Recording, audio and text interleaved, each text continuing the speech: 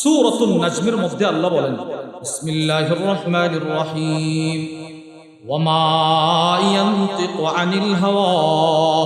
আল্লাহ রাব্বুল আলামিন বলেন, আমার দোস্ত নিজের খেয়াল খুশির মধ্যে কোনো কথা বলে না, উনি ওনার নিজের থেকে কোনো কথা বলে না। ইন হুয়া ইল্লা ওয়াহিয়ুন ইউহা, যখন যেটা যেখানে বলে পুরোটাই সত্য, ওয়াহি। সুবহানাল্লাহ। এই আয়াতের ব্যাখ্যায় মাওসুআতু নাকওয়াতিন নাঈম ফি মাকারিমি আখলাকির রাসূলিল কারীমের মধ্যে এসেছে, লাকাদ কানান নাবিয়্যু সাল্লাল্লাহু আলাইহি ওয়াসাল্লাম মাহফুজাল লিসান মিন তাহরিফিন ফি কওলিন ওয়াস্তিরসালিন ফি খাবার।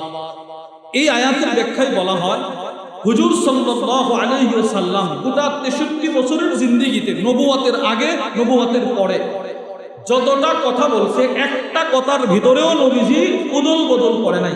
সুবহানাল্লাহ বলেন।